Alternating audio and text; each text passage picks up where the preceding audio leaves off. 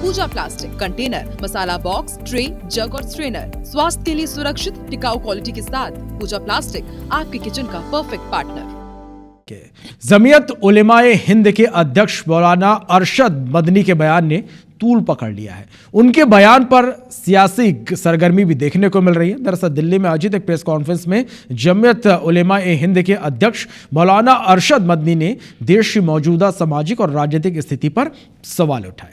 मदनी ने कहा कि जिस तरह लंदन या न्यूयॉर्क जैसे बड़े शहरों में मुसलमान मेयर बन सकते हैं, भारत में वही व्यक्ति किसी विश्वविद्यालय का कुलपति तक नहीं बन सकता। अगर कोई मुस्लिम ऐसा पद प्राप्त भी कर ले तो उसका अंजाम आजम खान और अल फलाह यूनिवर्सिटी जैसा होगा। क्या कुछ कहा मदनी ने, पहले आपको वो सुनवा देते हैं।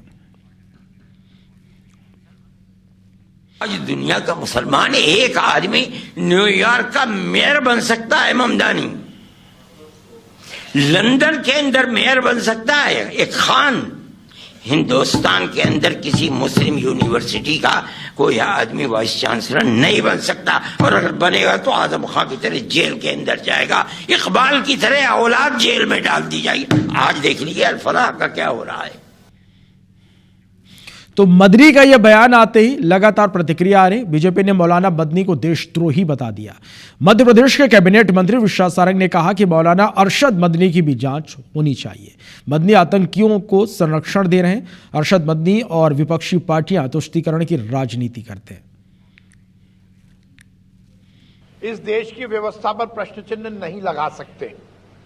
तुष्टीकरण की राजनीति, मुस्लिम परस्ती की राजनीति करना, ये इस देश में आजादी के बाद कांग्रेस और विपक्ष के नेताओं ने आगे बढ़ाया था। पर मदनी जैसे नेता अपनी राजनीतिक रसूख को कायम करने के लिए तुष्टीकरण की राजनीति को आगे बढ़ाते, ये बर्दाश्त नहीं किया जाएगा। मैं तो मांग करता हूं कि मदनी के इस बयान के बाद उसकी भी पूरी जांच होनी चाहिए। वो भी कहीं ना कहीं आतंकवाद और देशद्रोह से जुड़ा हुआ है। तो भाई बीजेपी नेता शाहनवाज हुसैन ने अरशद मदनी के बयान को गैर जिम्मेदाराना बताया। उन्होंने कहा कि अरशद मदनी को इस पर माफी मांगनी चाहिए। भारत का मुसलमान चीफ जस्टिस बन सकता है, भारत का मुसलमान एयर चीफ मार्शल बन सकता है, भारत का मुसलमान हर वो पद को पा सकता है जो भारत के संविधान ने उसको अधिकार दिया है। और इसकी बहुत सी मिसालें रही हैं।